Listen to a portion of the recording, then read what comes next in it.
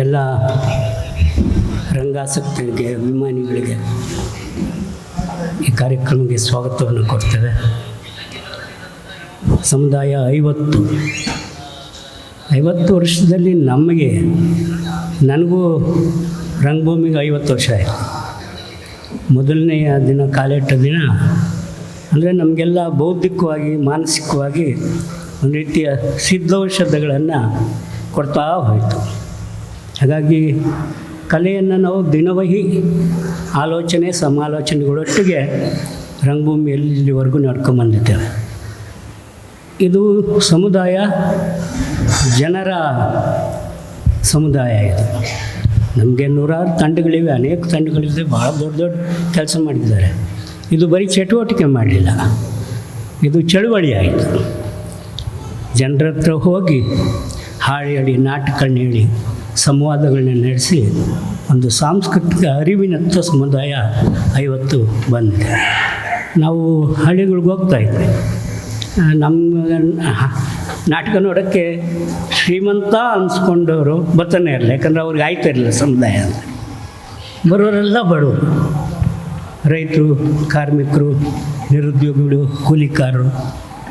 ಅವತ್ತು 70ನೇ ದಶಕದಲ್ಲಿ ಹಸಿವು ಅಂದರೆ ಏನು ಅಂತ ನಿಜವಾಗೂ ಅನುಭವಿಸ್ತಾ ಇದ್ವಿ. ಹಸುವಿತ್ತು ಜನಕ್ಕೆ, ಭಯಂಕರ ಹಸುವಿತ್ತು. ಶಂಕರ್ ಇಲ್ಲೇ ಕೂತಿದ್ದಾರೆ. ಭಯಂಕರ ಹಸುವಿತ್ತು, ಕೆಲಸ ಇರಲಿಲ್ಲ, ಕಾರ್ಯ ಇರಲಿಲ್ಲ, ಬಡತನ. ಒಂದು ಕಡೆ ದಲಿತ ಸಂಘರ್ಷ ಸಮಿತಿ, ರೈತ ಸಂಘ, ಮಹಿಳಾ ಸಂಘಟನೆಗಳು ಹಿಂಗೆ ಬರುವಾಗ ಈ ಸಮುದಾಯ ಅಂತಕ್ಕಂಥದ್ದು ಆ ಒಂದು ಸಾಗರದಲ್ಲಿ ಮಿಲಿತ ಆಗಿ ಸಾಂಸ್ಕೃತಿಕ ಚಟುವಟಿಕೆಗಳನ್ನ ಚಳುವಳಿಯಾಗಿ ರೂಪುಗೊಳ್ತು. ಆವಾಗ ಜನಗಳ ಹತ್ರ ನಾವು ಹೋಗಿ ನೋಡಿದಾಗ ಏನಪ್ಪ ಇಷ್ಟೊಂದು ಬಳಲ್ತವ್ರೆ ಅಂತ ಈ ಹಾಡು ಹೇಳ್ತೀವಿ. ನಮಗೆ ಪ್ರಮುಖವಾಗಿ ಇದ್ದ ಕವಿ ಅಂದರೆ ಸಿದ್ಧಲಿಂಗಯ್ಯನವರು. ಸಿದ್ಧಲಿಂಗಯ್ಯ ಜನಕವಿ. ಜನಗಳಿಂದನೇ ಬಂದು ಆ ಬಡತನ, ನೋವು, ಅಸ್ಪೃಶ್ಯತೆ ಇದನ್ನೆಲ್ಲನೂ ಅನುಭವಿಸ್ತಾ ಬರೆದಂಥ ಮಹಾ ಜನಕವಿ. ಆ ಕವಿ ನಮಗೆ ಹಾಡುಗಳನ್ನು ಧ್ವನಿಯಾಗಿ ಕೊಟ್ಟರು. ಹಸುವಿನಿಂದ ಸತ್ತೋರು, ಸೈಜುಗಲ್ಲು ಹೊತ್ತೋರು, ಹಸುವಿನಿಂದ ಸತ್ತೋರು, ಸೈಜುಗಲ್ಲು ಹೊತ್ತೋರು, ಒದಸಿಕೊಂಡು ಹೊರಗಿದೋರು ನಮ್ಮ ಜನಗಳು. ಕಾಲು ಕೈಯ ಹಿಡಿಯೋರು, ಕೈ ಮಡಗಿಸಿಕೊಳ್ಳೋರು, ಕಾಲು ಕೈಯ ಹಿಡಿಯೋರು, ಕೈ ಮಡಗಿಸಿಕೊಳ್ಳೋರು, ಭಕ್ತರಪ್ಪ ಭಕ್ತರೋ ನಮ್ಮ ಜನಗಳು, ಭಕ್ತರಪ್ಪ ಭಕ್ತರೋ ನಮ್ಮ ಜನಗಳು. ಹೊಲವನ್ನು ಬಿತ್ತೋರು, ಬೆಳೆಯ ಕುರಿತು ಬೆವರೋರು, ಹೊಲವನ್ನು ಬಿತ್ತೋರು, ಬೆಳೆಯ ಕುರಿತು ಬೆವರೋರು, ಬಿಸಿಲಿನಲ್ಲಿ ಬೇಯೋರು ನಮ್ಮ ಜನಗಳು. ಹೊರಿಗೈಲೆ ಬಂದೋರು, ಕುಸ್ಸೆಂದು ಕೂತೋರು, ಹೊಟ್ಟೆ ಬಟ್ಟೆ ಕಟ್ಟಿದೋರು ನಮ್ಮ ಜನಗಳು, ಹೊಟ್ಟೆ ಬಟ್ಟೆ ಕಟ್ಟಿದೋರು ನಮ್ಮ ಜನಗಳು. ಹಸಿಯನ್ನು ಸೆತ್ತೋರು, ಭಾಷಣಗಳ ಬೆಂಕಿಯಲ್ಲಿ ಎಂದು ಮುಗಿಯಾದೋರು ನಮ್ಮ ಜನಗಳು. ಪರಮಾತ್ಮನ ಹೆಸರ ಹೇಳಿ ಪರಮಾನ್ನ ಉಂಡ ಜನಕ್ಕೆ, ಪರಮಾತ್ಮನ ಹೆಸರ ಹೇಳಿ ಪರಮಾನ್ನ ಉಂಡ ಜನಕ್ಕೆ ಒಂದು ಮೆಟ್ಟು ಹೊಲೆದೋರು ನಮ್ಮ ಜನಗಳು, ಒಂದು ಮೆಟ್ಟು ಹೊಲೆದೋರು ನಮ್ಮ ಜನಗಳು. ಚಿನ್ನವನ್ನು ತೆಗೆಯೋರು, ಅನ್ನವನ್ನು ಕಾಣಿದೋರು, ಚಿನ್ನವನ್ನು ತೆಗೆಯೋರು, ಅನ್ನವನ್ನು ಕಾಣಿದೋರು, ಬಟ್ಟೆಯನ್ನು ನೇಯೋರು ನಮ್ಮ ಜನಗಳು, ಬಟ್ಟೆಯನ್ನು ನೇಯೋರು, ಕೈ ಮೇಲೆ ಹೋಗೋರು, ಬಟ್ಟೆಯನ್ನು ನೇಯೋರು, ಕೈ ಮೇಲೆ ಹೋಗೋರು, ಹೇಳಿದರು ಕೇಳುತ್ತಾರೆ ನಮ್ಮ ಜನಗಳು, ಗಾಳಿಯಲ್ಲಿ ಬಾಳುತ್ತಾರೆ ನಮ್ಮ ಜನಗಳು, ಹೇಳಿದಂತೆ ಕೇಳುತ್ತಾರೆ ನಮ್ಮ ಜನಗಳು. ಹೇಳ್ದಂಗೆ ಕೇಳ್ತಾರೆ ಸರಿ, ಆದರೆ ಅವ್ರು ಹೇಳ್ದಂಗೆ ಇವ್ರು ಕೇಳಂಗೆ ಮಾಡಿದ್ರು. ನಮ್ಮ ರಾಜಕೀಯ ಪಕ್ಷಗಳು ಅಷ್ಟೇ, ದುಡ್ಡು ಕೊಟ್ಬಿಟ್ಟು ಓಟ್ ಹಾಕ್ಸ್ಕೊಳ್ಳೋದು. ಅಂಬೇಡ್ಕರ್ ಅವರು ಹೇಳಿದ್ರು, ಒಂದು ಓಟು ಅಂದರೆ ಒಂದು ಮೌಲ್ಯ. ಒಬ್ಬನಿಗೊಂದೇ ಓಟ್ತಾನೆ, ಅವನು CM ಆಗಿರಲಿ, ಅವರು PM ಆಗಿರಲಿ, ರಾಷ್ಟ್ರಪತಿಗಳಾಗಿರಲಿ, ಒಬ್ರಿಗೊಂದೇ ಒಟ್ಟು. ಎಂಥ ಸಂವಿಧಾನ ರೀ ನಮ್ಮದು, ಎಂಥ ಸಂವಿಧಾನ ನಮ್ಮದು. ಅದನ್ನೇ ಮಾರಾಟಕ್ಕೆ ಇಟ್ಬಿಟ್ರೆ ಯಾವ್ದಾದ್ರು ಸಮಾಜ ಉದ್ಧಾರ ಆಯ್ತದ? ಮಾರಾಟಕ್ಕೆ ಇಡಲಿಲ್ಲ, ಮಾರಾಟಕ್ಕೆ ಇಡಿಸಿದ್ರು. ಅದಕ್ಕೆ ಈ ದುಷ್ಟತನಗಳು ಒಳ್ಳೆ ವಿಚಿತ್ರ ರೋಗಗಳ ಥರ ನಮ್ಗೆ ಅಂಟ್ಕೊಂಡಿರೋದು. ಅದಕ್ಕೆ ಔಷಧಿನೇ ಇಲ್ಲ. ದುಷ್ಟತನಕ್ಕೆ, ದ್ವೇಷಕ್ಕೆ ಎಲ್ಲರೂ ಔಷಧ ಇದೆಯಾ? ಪ್ರೀತಿಗೆ, ಸೌಹಾರ್ದತೆಗೆ, ಸಮಾನತೆಗೆ, ಸಮನ್ವಯತೆಗೆ ಔಷಧಿಗಳಿವೆ. ಮಾತಾಡ್ಬೋದು, ಪ್ರೀತಿಯಿಂದ ಮಾತಾಡಿದ್ರೆ ಎಲ್ಲ ಒಗ್ಗೂಡ್ಬಿಡುತ್ತೆ, ಆಲಿಂಗನ ಆಗತ್ತೆ.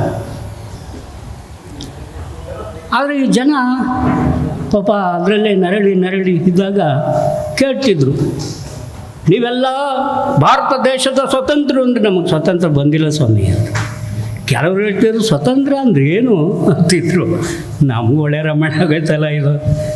ಸ್ವತಂತ್ರವಾದಂಥ ಒಂದು ದೇಶದಲ್ಲಿ ಸ್ವಾತಂತ್ರ್ಯ ಅಂದರೆ ಏನು ಅಂತಕ್ಕಂಥದ್ದು ಭಾಳ ದೊಡ್ಡ ಆಶ್ಚರ್ಯಕರವಾದಂಥ ಚಿಹ್ನೆ ನಮ್ಮ ಜನಗಳ ಮುಂದೆ ಇನ್ನೂ ನಿಂತಿದೆಯಲ್ಲ. ಅದೇ ಸಿದ್ಲಿಂಗೇನೋರು ಇನ್ನೊಂದು ಹಾಡು ಬರ್ತವೆ. ಯಾರಿಗೆ ಬಂತು ಎಲ್ಲಿಗೆ ಬಂತು 47ರ ಸ್ವಾತಂತ್ರ್ಯ, ಯಾರಿಗೆ ಬಂತು ಎಲ್ಲಿಗೆ ಬಂತು 47ರ ಸ್ವಾತಂತ್ರ್ಯ, ಸೇವೆಗೆ ಬಂತು ಜನಗಳ ತಿನ್ನುವ ಬಾಯಿಗೆ ಬಂತು, ಆಟಾದಿಲ್ಲರ ಸೇವೆಗೆ ಬಂತು ಜನಗಳು ತಿನ್ನುವ ಬಾಯಿಗೆ ಬಂತು. ಅವರೆಷ್ಟು ಪರವಾಗಿರಲಿಲ್ಲ, ಅದು ಇಡೀ ದೇಶನೇ ಕೊಳ್ಳೆ ಹೊಡಿತಾ ಇದೆಯಲ್ಲ. ಅಂಬಾನಿಯ ದಾನಿ ಕೂಟಕ್ಕೆ ಬಂತು 47ರ ಸ್ವಾತಂತ್ರ್ಯ, ಬಡವರ ಮನೆಗೆ ಬರಲಿಲ್ಲ, ಬೆಳಕಿನ ಕಿರಣ ತರಲಿಲ್ಲ. ಬಡವರ ಮನೆಗೆ ಬರಲಿಲ್ಲ, ಬೆಳಕಿನ ಕಿರಣ ತರಲಿಲ್ಲ. ಗೋಳಿನ ಕಡಲನ್ನು ತಪ್ಪಿಸಲಿಲ್ಲ, ಸಮತೆಯ ಹೂವನ್ನು ಅರಳಿಸಲಿಲ್ಲ. ಗೋಳಿನ ಕಡಲನ್ನು ತಪ್ಪಿಸಲಿಲ್ಲ, ಸಮತೆಯ ಹೂವನ್ನು ಅರಳಿಸಲಿಲ್ಲ. ಹಣವಂತರು ಕೈ ಸಣ್ಣ ಮಾಡಿದರೆ ಕತ್ತಲೆಯಲ್ಲ ಎತ್ತಲೆಯ 47ರ ಸ್ವಾತಂತ್ರ್ಯ, 47ರ ಸ್ವಾತಂತ್ರ್ಯ.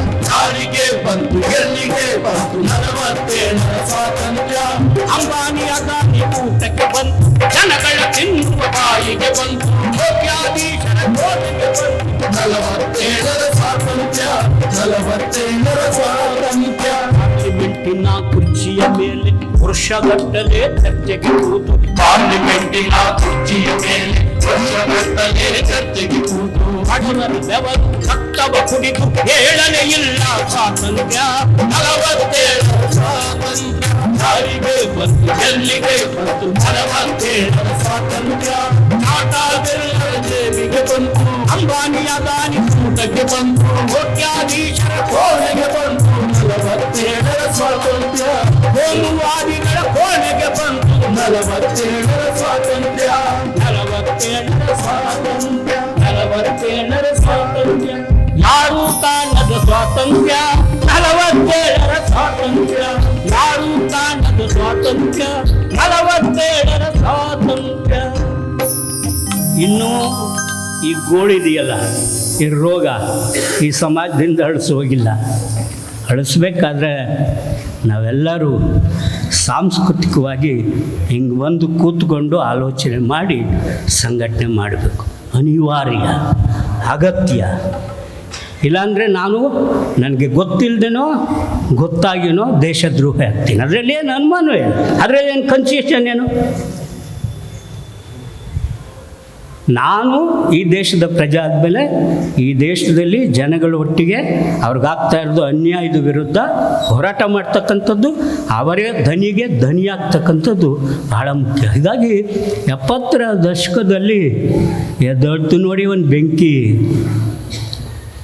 ಲಕ್ಷಾಂತರ ಜನ ರೈತರು, ಲಕ್ಷಾಂತರ ಜನ ದಲಿತರು, ಲಕ್ಷಾಂತರ ಜನ ಮಹಿಳೆಯರು ಬೀದಿಗೆ ಬಂದರು. ಆವತ್ತು ನಮ್ಗೆ ಅನಿಸಿದ್ದು ಅದೇ ಸಿದ್ಧಲಿಂಗಯ್ಯ. ಮತ್ತೆ ನೆನ್ನೆ ದಿನ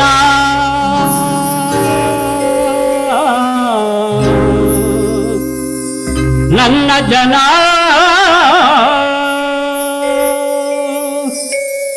ನೆನ್ನೆ ದಿನ ನನ್ನ ಜನ ಬೆಟ್ಟದಂತೆ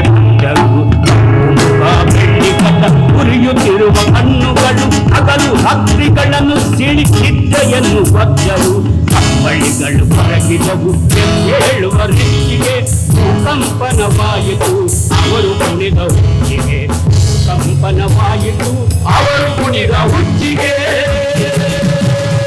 ಬೀದಿಯಲ್ಲಿ ಗಲ್ಲಿಯಲ್ಲಿ ಬೇಲಿ ಮೆಳೆಯ ಮರಗಳಲ್ಲಿ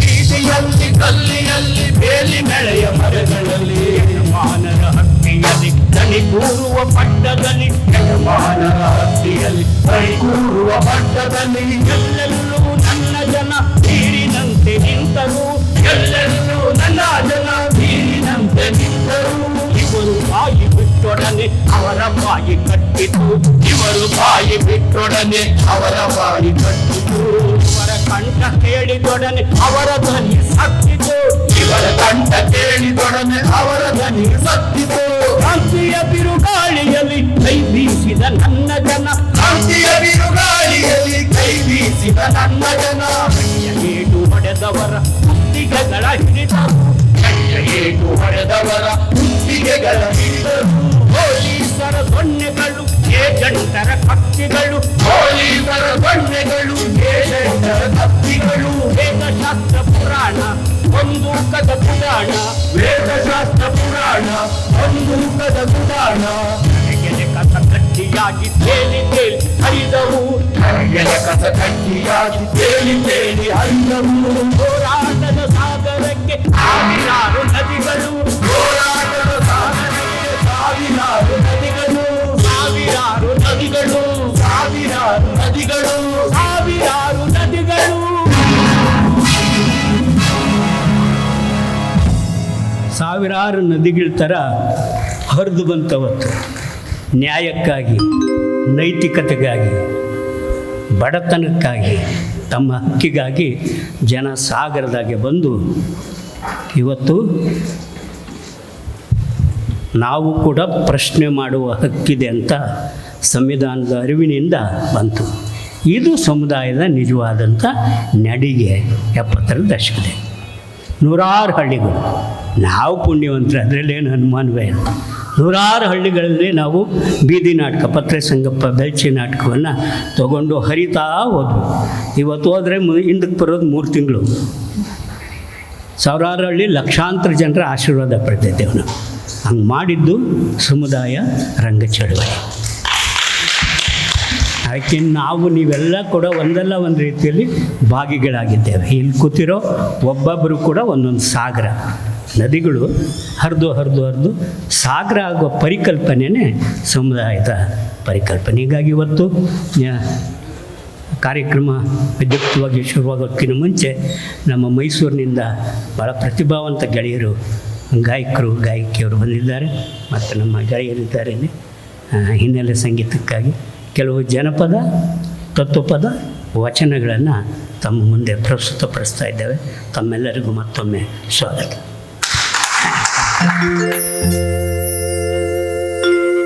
ಗಜಮುಖನ ಗರ್ವ ಶ್ರೀ ಗಣನಾಥ ಇಲ್ಲಿಯ ವಾಹನವನ್ನು ಏರಿಪಿ ಲೋಕ ಸಂಚರಿಪ ಶಿವನ ಕುಮಾರನಯ್ಯ. ಮೊದಲು ನಿಮ್ಮ ಪಾದ ಕಮಲಗಳಿಗೆ ಶರಣು ಶರಣಯ್ಯ.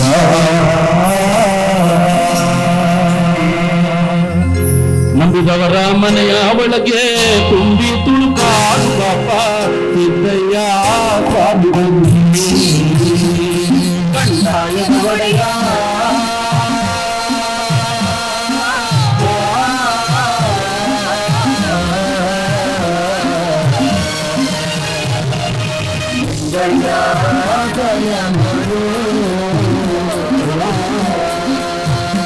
ಅಯ್ಯ ಮಾಡಿದವರ ಮನವ ಬಲ್ಲೆ, ನೀಡಿದವರ ನಿಲವ ಬಲ್ಲೆ ಸಿದ್ದಯ್ಯ ನಿಲ್ಲಿಸಿದವರ ಮನೆಯ ನೀವು ನಿರ್ಮೂಲನೆ ಮಾಡಲು ಬಲ್ಲೆ ಸಿದ್ದಯ್ಯ ನಿಮ್ಮ ಮಾಡಿದವರ ಮನೆಯ ಧೂಳಿ ಪಟವ ಮಾಡಲು ಬಲ್ಲೆ ಕೈಯಲ್ಲಿ ಮುಗಿದವರ ಮನೆಯಲ್ಲಿ ಹಿಂಬಾಳಿಯಾಗಿ ಬಾಲಾಡುತ್ತಲ್ಲೇ ಅಯ್ಯ ಮಾರಿಗೆ ಗಂಡನಾದೆ, ಮನೆ ಮನೆಗೂ ದೇವರಾದೆ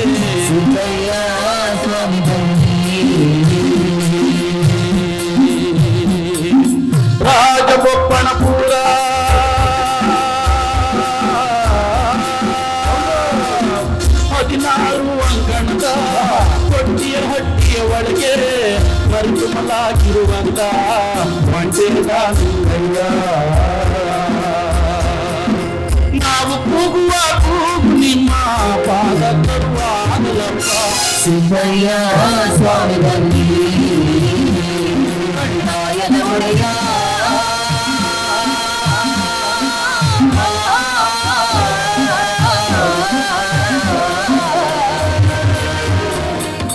ಸಿದ್ದಯ್ಯ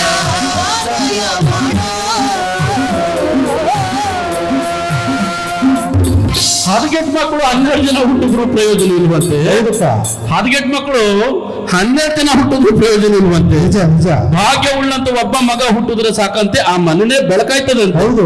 ಹಂಗೆ ನನ್ನ ಮಗ ಕೆಂಪಾಚಾರಿ ಅವ್ನು ಹುಟ್ಟಿ 7 ವರ್ಷ ಆಯ್ತು. ಅವ್ನಿಗೆ ಒಂದ್ ದಿವಸನೂ ತಪ್ಪಿಸ್ದಂಗೆ ಅವನಿಗೆ ನೊರೆ ಹಾಲನ್ನ ಕರೆದು ಕೊಡ್ತಾ ಇದ್ದೀನಿ. ಅವನು ಕುಲ್ಮೆ ಕಚೇರಿಯಿಂದ ಬರುವಂತ ಸಮಯ ಆಯ್ತು. ಅವನಿಗೆ ಹಾಲನ್ನ ಕರ್ಕೊಡ್ಬೇಕು, ಕಲ್ಸಕ್ರೆಯನ್ನ ಕೊಡ್ಬೇಕು ಅನ್ಕೊಂಡು ತಾಯಿ ಮುದ್ದಮ್ಮ ಏನ್ ಮಾಡಿದ್ಲಪ್ಪ? ಏನಪ್ಪ ಮಾಡ್ತಾವಳೆ ಅಂದ್ರೆ ಏನ್ ಮಾಡಿದ್ಲು? ಅವಳು ಹಸುವನ್ನೇ ಕಟ್ಟುಕೊಂಡು ಕರುವನ್ನೇ ಕಟ್ಟಿಕೊಂಡು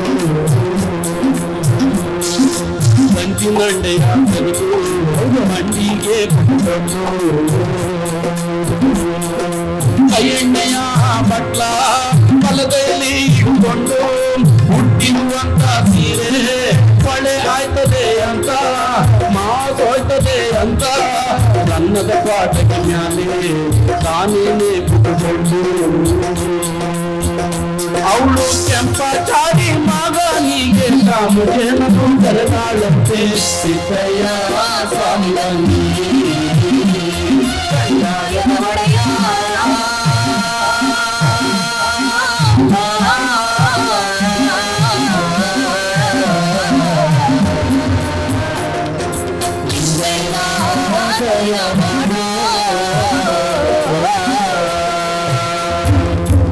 ನನ್ನ ಮಗ ಕೆಂಪಾಚಾರಿ ಹುಟ್ಟಿ 7 ವರ್ಷ ಆಯ್ತು. ಅವನಿಗೆ ಹಾಲನ್ನ ಕರ್ಕೊಡ್ಬೇಕು ಅನ್ಕೊಂಡು ತಾಯಿ ಮುದ್ದಮ್ಮ ಕಸುವನ್ನ ಬಿಟ್ಕೊಂಡು ಕರುವನ್ನ ಬಿಟ್ಕೊಂಡು ಹಾಲನ್ನ ಕರಿತಾವಳೆ. ಹೌದಪ್ಪ. ಇದೇ ಖರ್ಗೆ ಒಳಗೆ ನಮ್ಮ ಧರೆಗೆ ದೊಡ್ಡವರು ಮುದ್ದಮ್ಮನ ಮನೆ ಮುಂದೆ ನಿಂತ್ಕೊಂಡು ದಾನ ಧರ್ಮವನ್ನು ಸಾಕ್ತವ್ರೆ. ಯಾವ ರೀತಿಯಪ್ಪ? ಯಾವ ರೀತಿ ಅಂದ್ರೆ ಯಾರವ್ವ ಮನೆಯೊಳಗೆ ಯಾರು ನನ್ನ ಮನೆಯೊಳಗೆ ಯಾರವ್ವ ಮನೆಯೊಳಗೆ ಯಾರು ನನ್ನ ಮನೆಯೊಳಗೆ ಪಡೆದಮ್ಮ ಬಂದು ಬಾಗಿಲಲ್ಲಿ ನಿಂತು ನಿಧಾನ ನುಡು ಮಗಣಿ ನಂಗೆ ಧರ್ಮ ನುಡು ಮಗಣಿ ಪಡೆದಮ್ಮ ಬಂದು ಬಾಗಿಲಲ್ಲಿ ನಿಂತು ನಿಧಾನ ನುಡು ಮಗಣಿ ನಂಗೆ ಧರ್ಮ ನುಡು ಮಗಣಿ ವಿಜಯ ನೀಡಿದರೆ ಲಕ್ಷಾದ ಹೊನ್ನವುದು ವಿಜಯ ನೀಡಿದರೆ ಲಕ್ಷಾದ ಹೊನ್ನವುದು ಪಡೆದಮ್ಮ ಬಂದು ಬಾಗಿಲಲ್ಲಿ ನಿಂತು ದಾನ ನೀಡು ಮಗಣಿ ನಂಗೆ ಧರ್ಮ ನೀಡು ಮಗಣಿ ಯಾರವ್ವ ಮನೆಯೊಳಗೆ ಯಾರು ಕಂದ ಮನೆಯೊಳಗೆ ಪಡೆದಮ್ಮ ಬಂದು ಬಾಗಿಲಲ್ಲಿ ನಿಂತು ನಿಧಾನ ನೀಡು ಮಗಣಿ ನಂಗೆ ಧರ್ಮ ನೀಡು ಮಗಣಿ. ಹರದೇವರ ಭಿಕ್ಷಾ, ಗುರುದೇವರ ಭಿಕ್ಷಾ, ಸಾಧು ಸಂಗಯ್ಯನ ಭಿಕ್ಷಾ, ಜ್ಯೋತಿಲಿಂಗನ ಭಿಕ್ಷಾ ಅಂದ್ರಂತೆ. ಈ ಮುದ್ದಮ್ಮಗೆ ದಾನ ಅಂದ್ರೂ ಜ್ಞಾನವಿಲ್ಲ, ಭಿಕ್ಷಾ ಅಂದ್ರೂ ಲಕ್ಷ್ಮಿಲ್ಲ. ಹೌದು. ನೀಡಿದ ಕಾಲ ತೆಗಿನಿಲ್ಲ, ನಿಜ ಭಕ್ತಿಯನ್ನ ತೋರ್ಲಿಲ್ಲ. ಅಯ್ಯೋ. ಈ ಮುದ್ದಮ್ಮನಿಗೆ ಭಾಗ್ಯ ಕೊಟ್ಟಂತ ಗುರು ನಾನು. ಧರೆಗೆ ದೊಡ್ಡವರು ನಾನು ಬಂದು ಈ ಮುದ್ದಮ್ಮನ ಮನೆ ಮುಂದೆ ನಿಂತ್ಕೊಂಡು ದಾನ ಧರ್ಮವನ್ನ ಸಾರಿದ್ರೆ ಓಡು ಬಂದು ನನ್ನ ಮಕ್ಕ ನೋಡ್ಬಾರ್ದು. ಹೌದು. ಹೋಗ್ಲಿ ಉತ್ತರ ದೇಶದಿಂದ ತಂದಿರುವಂತ ಈ ಕಂಡಾಯಕ್ಕಾದ್ರೂ ಒಂದು ಗಂಧದ ಕಡ್ಡಿನಾರ ಕಸಬಾರ್ದು. ನಿಜ ನಿಜ. ಇವಳಿಗೆ ಚಾತ್ರನೇ ಹೆಚ್ಚಾಗ್ಬಿಡ್ತು. ಹೌದು. ಇರ್ಲಿ ನನ್ನ ಮೈಕಾರವನ್ನ ತೋರ್ತೀನಿ ಅನ್ಕೊಂಡು ನಮ್ಮ ಧರೆಗೆ ದೊಡ್ಡವರು ತಂಬೂರಿಯನ್ನ ಕೂಚು ಮಾಡಿ ಕಕ್ಕರವನ್ನ ಲಾಗ ಮಾಡಿ ಅವರು ಹಿಂದಳ ಪಾದ ತೆಗೆದು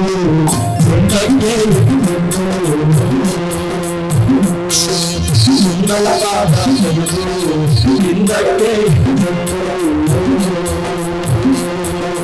ಹಿಂದಲ ಪಾದದಲ್ಲಿ 200 ಗೆಜೆ ಚೆಲ್ಲಿದಂದು ಮುಂದಲ ಪಾದದಲ್ಲಿ 300 ಗೆಜೆ ಚೆಲ್ಲಿದಂದು ಆ ತಂಬೂರಿಯ ನಾಗಕ್ಕೆ ಸಕ್ಕರದ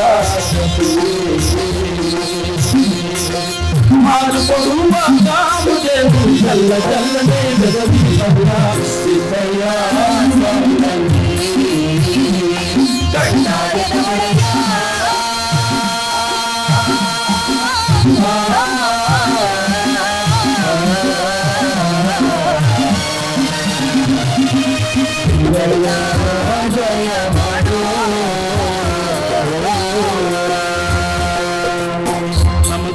ದೊಡ್ಡವರು ತಂಗೂರಿಯನ್ನ ಕೂಚ್ ಮಾಡ್ದೇಟ್ಗೆ ಗಗ್ಗರವನ್ನ ಲಾಗ ಮಾಡ್ದೇಟ್ಗೆ ಆಹಾ.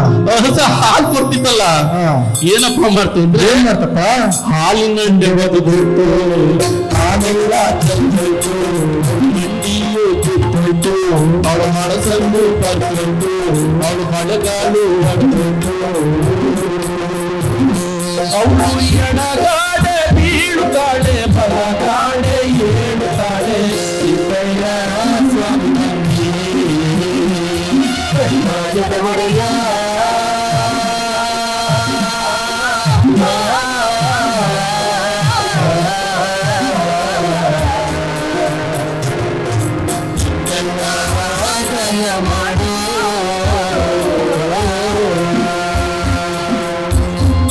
ಮೊಳಸಂದ್ರಲ್ಲಿ ರಕ್ತ ಸುರಿತಿತ್ತಲ್ಲ, ಆಹಾ. ಆ ರಕ್ತವನ್ನ ನೋಡ್ಬಿಟ್ಲು ನಮ್ಮ ಮುದ್ದಮ್ಮ. ಹೌದು. ಆ ಮುದ್ದಮ್ಮಂಗೆ ರಕ್ತ ನೋಡ್ಬಿಟ್ಟು ಹತ್ಬಿಡ್ತು ಬಲು ಸಿಟ್ಟು, ಅಯ್ಯಯ್ಯೋ. ಹತ್ಬಿಡ್ತು ಬಲು ಕ್ವಾಪ, ಹತ್ಬಿಡ್ತು ಬಲು ಕ್ಯಾಣ.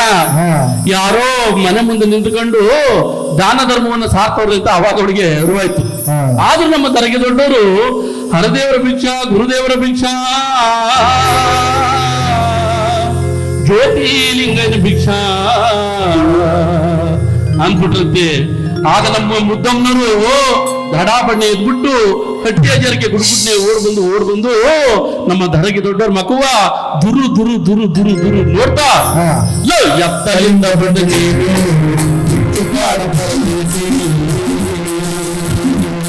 ಈ ಭಿಕ್ಷೆ ಮಾಡೋ ಮಕ್ಕಳಿಗೆ ಒತ್ತು ಗೊತ್ತು ಇಲ್ವಾ, ಈ ತಿಳ್ಕೊಂಡಿನ್ನ ಮಕ್ಕಳಿಗೆ ಇನ್ನೂ ಬುದ್ಧಿ ಬರಲಿಲ್ಲ, ಸಿದ್ದಯ್ಯ ಸ್ವಾಮಿ ಬಂದಿ ಕೈಲಾಸದ ಒಡೆಯ.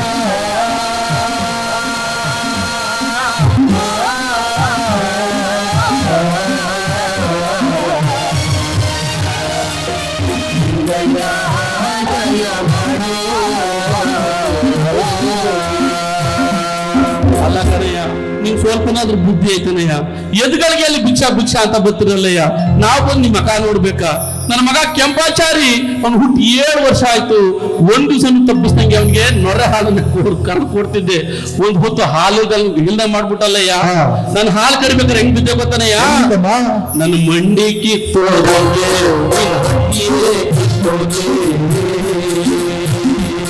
ನನ್ನ ಮಳೆ ಒಡೆದೋದಂಗೆ, ಬಳಗವೇ ಕೊಡುವುದೇ. ಅಯ್ಯೋ ನಾನು ಮಂಟೋದಂಗೆ, ನಿನ್ನ ಮನೆಯು ಮಂಟೋದೆ, ಸಿದ್ದಯ್ಯ ಸ್ವಾಮಿ ನಂಬಿ ಕೈಲಾಸದ ಒಡೆಯ.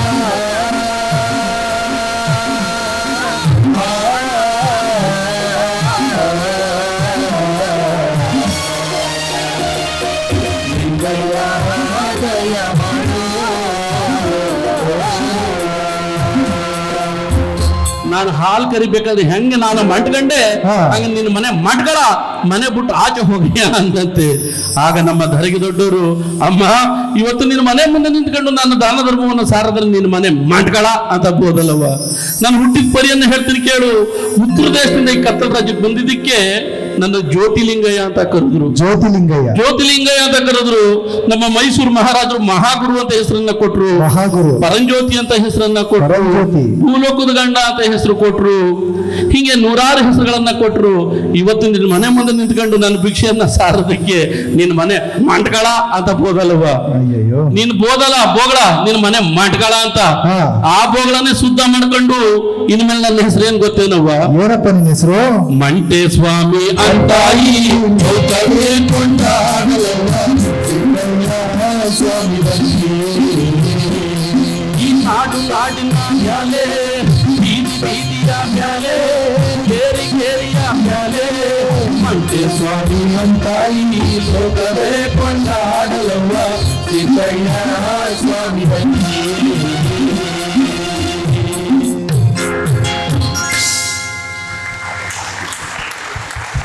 ಇದು ನಮ್ಮ ಸಂಗೀತ. ಹೆಂಗಿದೆ?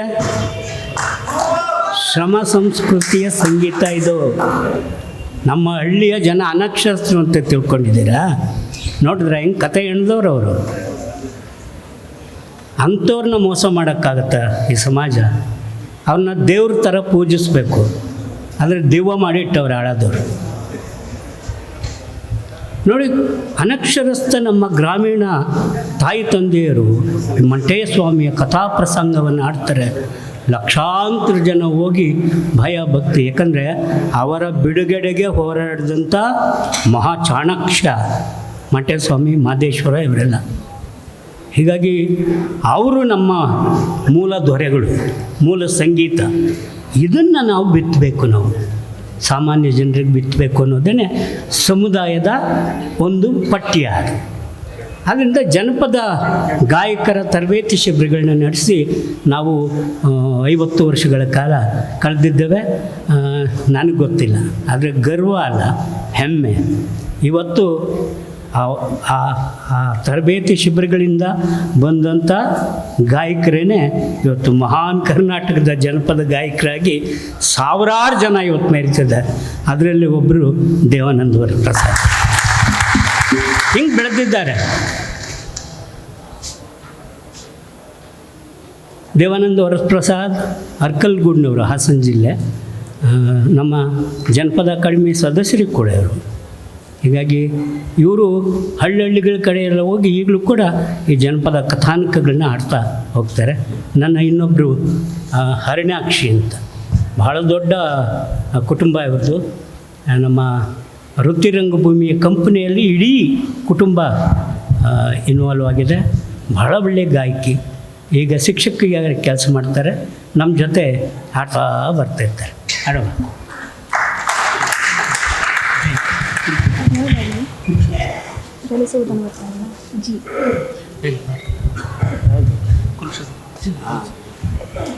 ಜಿ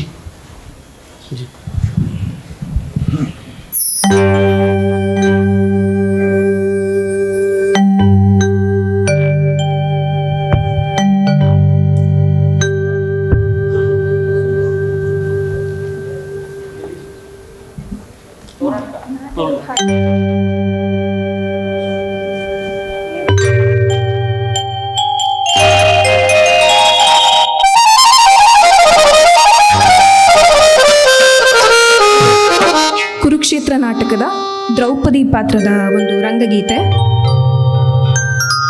ಜ್ವಲಿಸುವುದನ ವರತ ನಿಜಾಂತ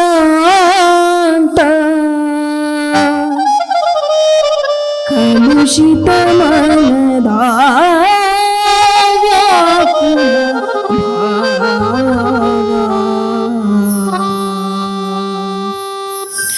ಜ್ವಲಿಸುವುದನ ವರತ ನಿಜಾಂತ ಕಲುಷಿತ ಮನದ ವ್ಯಾಕುಲ ಭಾವ. ಜ್ವಲಿಸುವುದನ ವರತ ನಿಜಾಂತ ಕಲುಷಿತ ಮನದ ವ್ಯಾಕುಲ ಭಾವ. ಜ್ವಲಿಸುವುದನ ವರತ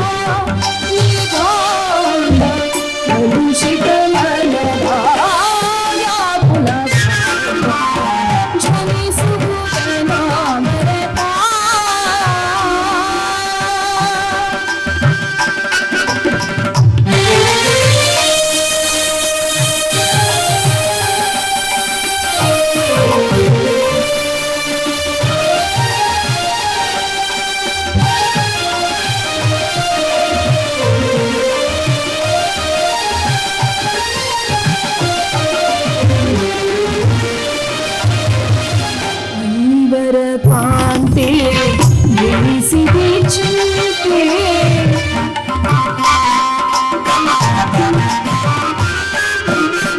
ಮುಂದರ ಕಾಳೆ ವಹಿಸಿದೆ ಚಿಂತೆ ತಾಳಿದು ಪರಿಭವ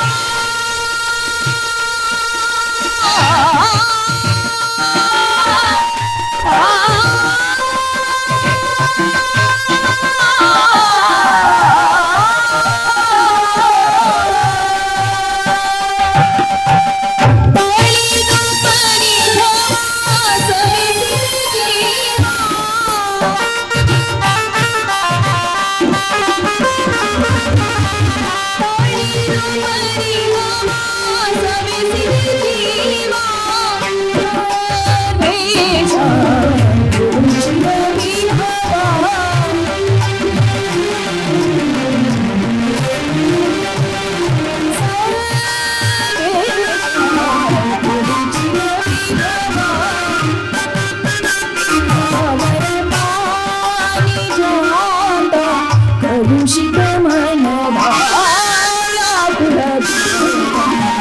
ಜ್ವಲಿಸುವುದನ ಜ್ವಲಿಸುವುದನ ಜ್ವಲಿಸುವುದನ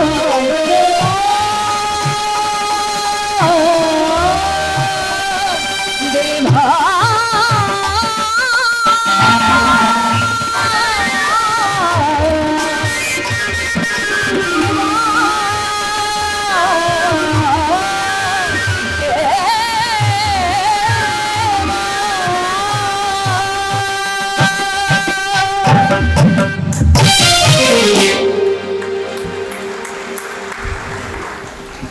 ಹೀಗೆ ಅಂದರೆ ಸಮುದಾಯ ಚಳುವಳಿಯಲ್ಲಿ ಇಂಥ ನೂರಾರು ಪ್ರತಿಭೆಗಳನ್ನು ಯಾಕಂದರೆ ಇವ್ರು ಗಳಿಸಿರೋ ಆಸ್ತಿನ ಯಾರನ್ನ ಕಿತ್ಕೊಳ್ಳೋಕ್ಕಾಗತ್ತಾ? ಕೊಟ್ಟರೆ ಆಸ್ತಿ ಹಿಂಗೆ ಕೊಡಬೇಕು. ಅದೇನೇ ನಮ್ಮ ಸಾಂಸ್ಕೃತಿಕ ಚಳುವಳಿಯಲ್ಲಿ ಸಮುದಾಯ ಮಾಡಿದಂಥ ನೂರಾರು ನಿರ್ದೇಶಕರು, ನೂರಾರು ಗಾಯಕರು, ನೂರಾರು ಆಲೋಚನೆಕಾರರು. ನಾನು ಅವಾಗಲೇ ಹೇಳಿದ್ನಲ್ಲ, ಸಮುದಾಯದ ಜಾಥಾ ಹೋಗುವಾಗ ಒಂದು ಹಳ್ಳಿಗೆ ಹೋಗಿ ನಾಟಕ ಮಾಡ್ತಾಯಿದ್ರೆ ಅಲ್ಲಿ ಒಂದು ಯುವಕರ ತಂಡ ಮತ್ತು ಮಹಿಳೆಯ ಮಕ್ಕಳು, ಸರ್ ನಮ್ಮನ್ನು ಸೇರಿಸ್ಕೊಳ್ಳಿ ಸರ್, ಅಲ್ಲೇ ನಾವಿನ್ನೂ ಹೋಗ್ಬೇಕಂಡಪ್ಪ, ಸಾವಿರಾರು ಕಿಲೋಮೀಟ್ರ್ ಹೋಗ್ಬೇಕು ಅಂದರೆ ನಮ್ಮನ್ನು ಕರ್ಕೊಂಡೋಗಿ ಸರ್. ನಮ್ಮ ಹತ್ರ ಇರೋದೇ ಸಾಲ ಮಾಡ್ಕೊಂಡು ತೊಗೊಂಡು ಹೋಗಿದ್ದ ಮೆಟಾಡೋರು. 12 ಜನ ಕೂತ್ಕೊಳ್ಳೋ ಮೆಟಾಡೋರಲ್ಲಿ 17 ಜನ ಕೂತ್ಕೊತಿದ್ವಿ ನಾವು. ಬಡತನದಲ್ಲಿ ಮಾಡಿದ್ದೆ ಸಮುದಾಯ, ಆದರೆ ಸಾಂಸ್ಕೃತಿಕ ಜವಾಬ್ದಾರಿನ ಹೊತ್ಕೊಂಡು. ಹಾಗಾಗಿ ಆದರೆ ನಾವು ಈ ಹಳ್ಳಿಯಿಂದ ಇನ್ನೊಂದು ಹಳ್ಳಿಗೆ ಹೋಗುವಷ್ಟೊತ್ತಿಗೆ ಒಂದು 20-25 ಜನರ ಯುವಕರ ಮತ್ತು ಯುವತಿಯರ ತಂಡ ಈ ಹಳ್ಳಿಯಲ್ಲಿರೋದು, ಓಡಿ ಬರೋರು. ನಾವು ನಾಟಕ ಇಲ್ಲದೆ ಬನ್ನಿ ಅಂತ ಹಳ್ಳಿಲೆಲ್ಲ ಕೂಕೊಂಬರೋದ್ರೊಳಗೆ ಇವರು ಬಂದು ನಿಂತಿರೋರು. ನಾನಿಲ್ಲೊಂದು ನೆನಪಿಸ್ಬೇಕು, ದಲಿತ ಚಳವಳಿ, ಮಹಿಳಾ ಚಳವಳಿ ಮತ್ತು ರೈತ ಚಳವಳಿಯಲ್ಲಿ ಇರ್ತಕ್ಕಂಥ ಅನೇಕ ಹೋರಾಟಗಾರರು ಆ ಜಾಥಾದಿಂದ ಸ್ಫೂರ್ತಿ ಪಡೆದಿದ್ದಾರೆ. ಅದನ್ನು ಇದು ಮಾಡಬೇಕು. ನೂರಾರು ಜನ ಕವಿಗಳು, ಕವಿತ್ರಿಯರು ಈ ನಾಟಕಗಳನ್ನ ನೋಡಿ, ಹಾಡುಗಳನ್ನು ಕೇಳಿ ಕವಿತೆಯನ್ನು ಬರೆಯೋಕ್ಕೆ ಇದು ಮಾಡಿದ್ರು. ಅದರಿಂದ ಬಂಡಾಯ ಸಾಹಿತ್ಯ ಸಂಘಟನೆ ಹುಟ್ಕೊತು. ಅಂದರೆ ಒಂದು ಸಾವಯವ ಕೃಷಿಯನ್ನು ಮಾಡಲಿಕ್ಕೆ ಸಮುದಾಯ ಕನ್ನಡ ನಾಡಿನಲ್ಲಿ ಬಹಳ ತಳಹದಿಯಾಗಿ ನಿಂತು ನಂತರ ಇಡೀ ದೇಶದಾದ್ಯಂತ ತನ್ನ ಚಲನೆಯನ್ನು, ಜನಪರ ಸಾಂಸ್ಕೃತಿಕ ಚಳುವಳಿಯ ಚಲನೆಯನ್ನು ಮಾಡಿತ್ತು. ಆ ಚಲನೆಯಲ್ಲಿ ಇನ್ನೊಬ್ಬ ನಮ್ಮ ಮೈಸೂರಿನ ಗಾಯಕ ಸಿದ್ದೇಶ್ ಹರ್ಕಲ್ಗೂಡು, ಅಲ್ಲ ಇದು ಬದನ್ವಾಳು ಗೊತ್ತಲ್ಲ, ಬದನ್ವಾಳು ಅಂತ ಅನಿಸಿದ್ರೆ ಅದೊಂದು ಶಾಪಗ್ರಸ್ತವಾದಂಥ ಇದನ್ನು ಮಾಡಿಬಿಟ್ರು, ಕೊಲೆ ಮಾಡಿಬಿಟ್ರಲ್ಲಿ ಹಕ್ಕನ್ನು ಕೇಳಿದ್ದಕ್ಕೆ. ಹಾಗಾಗಿ ಅಲ್ಲಿ ಆ ಬದನ್ವಾಳಿಂದ ಬಂದಂಥ ಸಿದ್ದೇಶ್ ಅವರು ಲಲಿತ್ ಕಲಾ ಕಾಲೇಜಿನಲ್ಲಿ ಪದವೀಧರರಾಗಿ ಈಗ ಭಾಳ ಒಳ್ಳೆಯ ಗಾಯಕ ಮತ್ತು ಸಂಗೀತ ಸಂಯೋಜಕ. ಪ್ಲೀಸ್.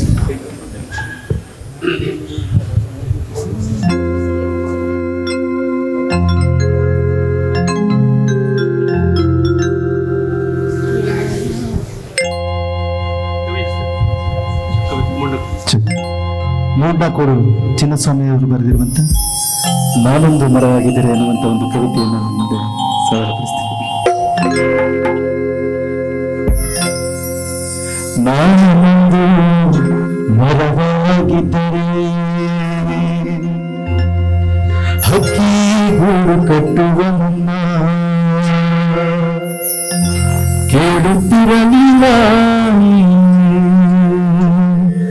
ಯಾವ ಕುಲ ಕೇಳುತ್ತಿರಲಿಲ್ಲ ಯಾವ ಕುಲ ನಾನೊಂದು ಮರವಾಗಿದ್ದರೆ ಹಕ್ಕಿ ಹೂವು ಕಟ್ಟುವನು ಕೇಳುತ್ತಿರಲಿಲ್ಲ ಯಾವ ಕುಲ ಕೇಳುತ್ತಿರಲಿಲ್ಲ ಯಾವ ಕುಲ ಬಿಸಿಲಿನೊಂದಾಗ ಒಪ್ಪಿಕೊಂಡಾಗ ನೆರಳಿಗಾಗುತ್ತಿರಲಿಲ್ಲ ನೆರಳಿಗಾಗುತ್ತಿರಲಿಲ್ಲ ತಂದೆಲರ ಕೂಡ ಗೆಳೆಗಳ ಸೇನ ತಂದೆಲರ ಕೂಡ ಗೆಳೆಗಳ ಸೇನ ಮಧುರವಾಗಿರುತ್ತಿತ್ತು ಮಧುರವಾಗಿರುತ್ತಿತ್ತು ಮಧುರವಾಗಿರುತ್ತಿತ್ತು ನಾನೊಂದು ಮರವಾಗಿದ್ದ ಹಕ್ಕಿ ಹೂವು ಕಟ್ಟುವನು ಕೇಳುತ್ತಿರಲಿಲ್ಲ ಯಾವ ಕುಲ ಕೇಳುತ್ತಿರಲಿಲ್ಲ ಯಾವ ಕುಲ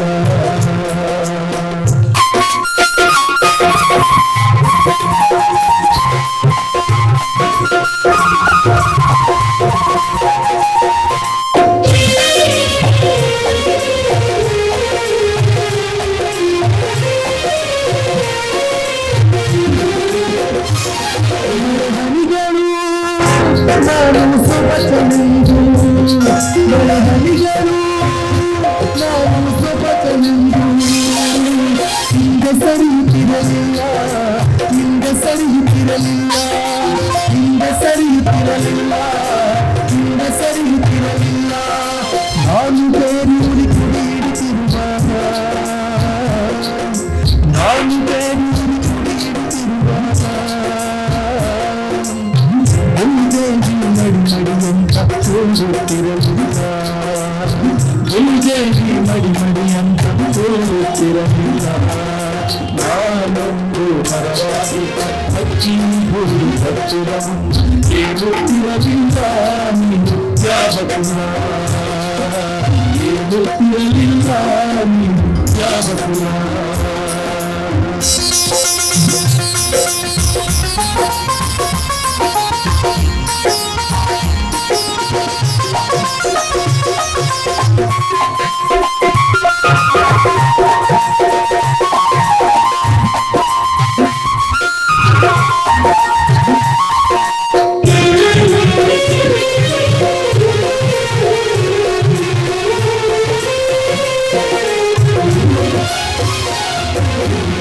ಪ್ರಭೋದು ನನ್ನ ತೊಗಟೆಗೆ ಪವಿತ್ರಗೋದು ನನ್ನ ತೊಗಟೆಗೆ ತನ್ನ ಮೈಕೊಂಡುವದ ಹುಡುಕ ತೀರಿಸಿಕೊಳ್ಳುತ್ತಿರುವಾಗ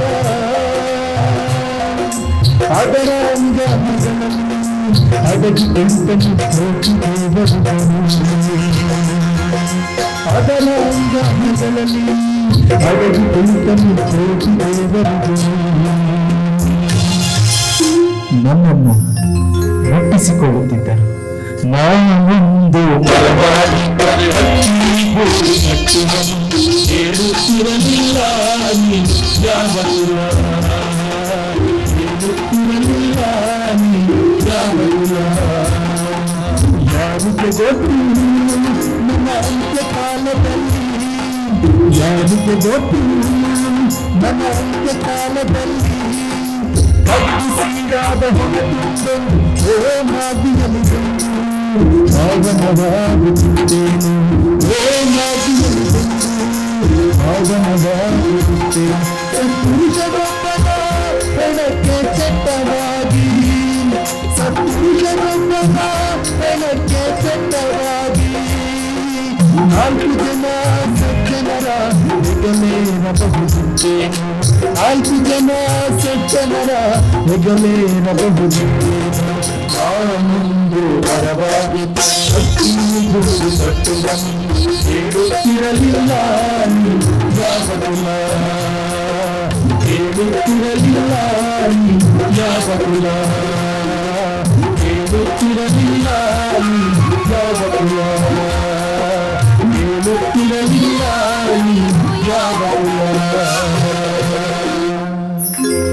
ಹೀಗೆ ಜನಪರವಾಗಿ ರಚಿತವಾದಂಥ ಕವಿತೆಗಳಿಗೆ ನಾವೇನೇ ರಾಗ ಸಂಯೋಜನೆ ಮಾಡಿ ಹಳ್ಳಿಗಳಿಗೆ ಹೋಗಿ ಆ ಜನಗಳೊಟ್ಟಿಗೆ ಈ ವಿಚಾರಗಳನ್ನು ಹಾಡು ಮತ್ತು ನಾಟಕ ಬೀದಿ ನಾಟಕಗಳ ಮೂಲಕ ನಾವು ಸಮುದಾಯದ ಮೂಲಕ ಸಂವಾದವನ್ನು ನಡೆಸಿದ್ದೇವೆ.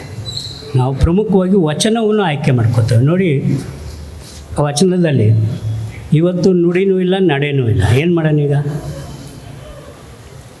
ಭಾಷೆ ಹೋಗಿದೆ.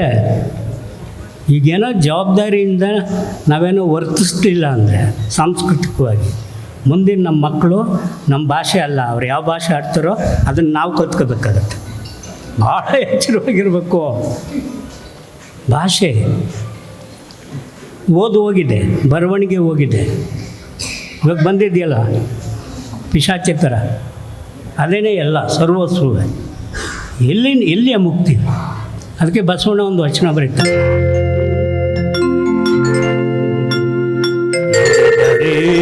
ಮುತ್ತಿನ ಹಾರದಂತಿರಬೇಕು, ನುಡಿದರೆ ಮಾಣಿಕ್ಯದ ದೀಪ್ತಿಯಂತಿರಬೇಕು, ನುಡಿದರೆ ಸ್ಫಟಿಕದ ಶಲಾಕೆಯಂತಿರಬೇಕು, ನುಡಿದರೆ ಲಿಂಗ ಮೆಚ್ಚಿ ಅಹುದೆನಬೇಕು, ನುಡಿಯೊಳಗಾಗಿ ನಡೆಯದಿದ್ದಾರೆ ಕೂಡಲ ಸಂಗಮ ದೇವನೆಂದು ಒಲಿವನಯ್ಯ,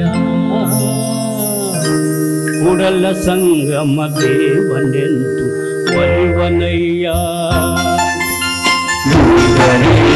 ಮುಕ್ತಿನ ಹಾರದಂತಿರಬೇಕು, ಮಾಣಿಕ್ಯದ ದೀಪ್ತಿಯಂತಿರಬೇಕು, ನುಡಿದರೆ ಸ್ಫಟಿಕದ ಶಲಾಕೆಯಂತಿರಬೇಕು, ನುಡಿದರೆ ಲಿಂಗ ಮೆಚ್ಚಿ ಅಹುದೆನಬೇಕು, ನುಡಿಯೊಳಗಾಗಿ ನಡೆಯದಿದ್ದಾರೆ ಸಂಗಮ ದೇವನೆಂದು ಒಲಿವನಯ್ಯ, ಕೂಡಲ ಸಂಗಮ ದೇವನೆಂದು ಒಲಿವನಯ್ಯ. ಕೂಡಲ ಸಂಗಮ ಈ ಸಮಾಜವನ್ನು ಹೊಲಿಸ್ಕೊಳ್ದೇ ಇದ್ದರೆ ಈಗ ಹೊಲಸಿಡ್ದೋಯ್ತೀವಿ ನಾವು. ರಂಗಭೂಮಿಯಿಂದ ಸತ್ಯನೇ ಮಾತಾಡಬೇಕು. ಅಕಸ್ಮಾತ್ ಅದು ಕಠೋರ ಆದರೆ ನಾವೇನು ಮಾಡೋಕ್ಕಾಗಲ್ಲ. ಕೂಡಲ ಸಂಗಮ ದೇವನನ್ನು ಹೋಲಿಸ್ಕೋಬೇಕು. ಆ ಹೋಲಿಸ್ಕೊಳ್ಳಿಕ್ಕೆ ಸಮುದಾಯ 50 ವರ್ಷಗಳ ಕಾಲ ತನ್ನ ಚಟುವಟಿಕೆಯನ್ನು ಈ ಕನ್ನಡ ಭೂಮಿಯಲ್ಲಿ ನಡೆಸ್ತಾ ಬಂದಿದೆ. ನಿನ್ನೆಯೆಲ್ಲ ನೆನಪಾಯಿತು. 75ನೇ ಇಸ್ವಿಯಲ್ಲಿ ಹುತ್ತೋಬಡಿದ್ದರೆ ನಮ್ಮ ಪ್ರಥಮವಾದಂಥ ನಾಟಕ. ಈ ರಾಜತ್ವಶಾಹಿಯ ಉಳುಕು ಕೊಳಕು ತಳುಕು ಇದನ್ನೆಲ್ಲ ಬಿತ್ತರಿಸುವಂಥ ಒಂದು ನಾಟಕ. ವೀರಣ್ಣವರು ಬಂದಿದ್ದಾರೆ ಅನಿಸುತ್ತೆ. ವೀರಣ್ಣವರು ಈ ಹಾಡನ್ನು ಬರೆದಿದ್ದು ಮೈಸೂರು ರಾಜ್ಯದ ದೊರೆಯ ಮೂಲಕ ಬರೋರೆಲ್ಲ ಹಾಡ್ಬೋದು ನಮ್ಮ ಜೊತೆಯಲ್ಲಿ. ಮೂಲಕ ನಾವು ಈ ಕಾರ್ಯಕ್ರಮದ ಮೇಲೆ ಮುಂದಿನ ಕಾರ್ಯಕ್ರಮಕ್ಕೆ ಹೋಗ್ತೀವಿ.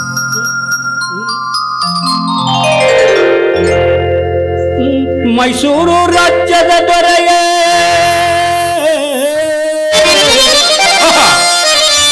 ರಣಧೀರ ನಾಯಕ, ನಿನ್ನಂತೋರು ಯಾರೂ ಇಲ್ವಲ್ಲೋ ಲೋಕದ ಮ್ಯಾಲೆ. ಬಿಬಿ ಕಾರಂತರ ಸಂಗೀತ. ನಿನ್ನಂತೋರು ಯಾರೂ ಇಲ್ವಲ್ಲೋ ಲೋಕದ ಮ್ಯಾಲೆ.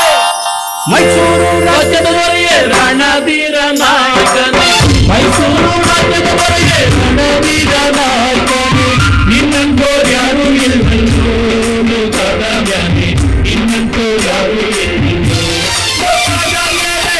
ಹಿಂದೆ 200 ಗಂಟು ಮುಂದೆ 300 ಗಂಟು, ಹಿಂದೆ 200 ಗಂಟು ಮುಂದೆ 300 ಗಂಟು, ನಿನ್ನಂತೋರು ಯಾರೂ ಇಲ್ವಲ್ಲೋ ಲೋಕದ ಮ್ಯಾಲೆ.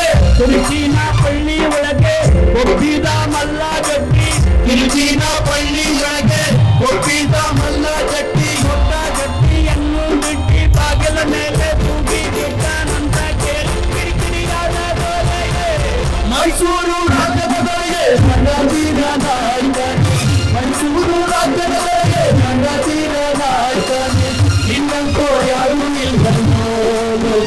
ಮ್ಯಾಲೆ ನಿನ್ನಂತ ಯಾರು ಲೋಕದ ಮ್ಯಾಲೆ ಮಗನ ಮಾನ ಕಾಯುವೆನೆಂದು ಮಲ್ಲ ವೇಷವ ಕೊಟ್ಟುಕೊಂಡು ಮಗರ ಮಾನ ಕಾಯುವೆನೆಂದು ನನ್ನ ವೇಷವ ಕೊಟ್ಟುಕೊಂಡು ಕರಿಕಿನ ಪಳ್ಳಿಗೆ ಹೋಗಿ ಚಡ್ಡಿ ಹಿಡಿದರೆ ರಾಗರೇ ಮೈಸೂರು ರಾಜ್ಯದವರೆಗೆ ರಣವೀರ ನಾಯಕನೇ ಮೈಸೂರು ರಾಜ್ಯದವರೆಗೆ ರಣವೀರ ನಾಯಕನೇ ನಿನ್ನಂತೋ ಯಾರು ಇಲ್ಲವೋ ನಿನ್ನಂತೋ ಯಾರು ಇಲ್ಲವೋ ಲೋಕದ ಮ್ಯಾಲೆ ಅಲ್ಲ ಯುದ್ಧದಲ್ಲಿ ಸಮರಿಲ್ಲ ನಮ್ಮ ದೊರೆಗೆ ಮಲ್ಲ ಯುದ್ಧದಲ್ಲಿ ಸಮವಿಲ್ಲ ನಮ್ಮ ದೊರೆಗೆ ಯಾರೋ ಕೈಯ ಚಳಕ ನೋಟಕ್ಕೆ ಕಾಣದಂತೆ ಯಾರೋ ಕೈಯ ಜಳಕ ನೋಟಕ್ಕೆ ಕಾಣದಂತೆ ಪಂಚದೊಳಗೆ ಇದ್ದ ಮಹಾನ್ ಶ್ರೀಮಂತ ಬುದ್ಧಿಯಿಂದ ಮುಂದ ಸರಿ ಆಗದಂತೆ ಕಣ್ಣನ್ನ ಮಾರಾಟ ವೀರ ನಾಯಕ. ಮೈಸೂರು ರಾಜ್ಯದಲ್ಲಿ ರಣವೀರ ನಾಯಕನೇ ಮೈಸೂರು ರಾಜ್ಯದವರೆಗೆ ರಣವೀರ ನಾಯಕನೇ ನಿನ್ನಂತೋ ಯಾರು ಇಲ್ಲವೋ ಲೋಕದ ಮ್ಯಾಲೆ ನಿನ್ನಂತೋ ಯಾರು ಇಲ್ಲವೋ ಲೋಕದ ಮ್ಯಾಲೆ ಇದುವರೆಗೆ ನಮ್ಮೆಲ್ಲರಲ್ಲಿ ಅರಿವನ್ನು ಮತ್ತೊಮ್ಮೆ ಜಾಗೃತಗೊಳಿಸಿದಂತಹ ಜನಾರ್ದನ್ ಮತ್ತು ತಂಡದವರಿಗೆ ನಾವು ಸಮುದಾಯದ ಪರವಾಗಿ ಹೃತ್ಪೂರ್ವಕ ಧನ್ಯವಾದ ತಿಳಿಸ್ತೀವಿ ಜೋರಾದ ಚಪ್ಪಳೆಯೊಂದಿಗೆ. ಇವರ ಜೊತೆ ದನಿಗೂಡಿಸಿದಂತಹ ದೇವಾನಂದ್ ವರಪ್ರಸಾದ್, ಸಿದ್ದೇಶ್ ಬದನವಾಳು ಮತ್ತು ಅರಿಣಾಕ್ಷಿ ಅವರಿಗೂ ಕೂಡ, ಹಾಗೆ ವಾದ್ಯದಲ್ಲಿ ಜೊತೆ ನೀಡಿದಂತಹ ಎಲ್ಲ ಕಲಾವೃಂದದವರಿಗೆ ನಾವು ಧನ್ಯವಾದವನ್ನು ತಿಳಿಸ್ತಾ ಇದ್ದೀವಿ.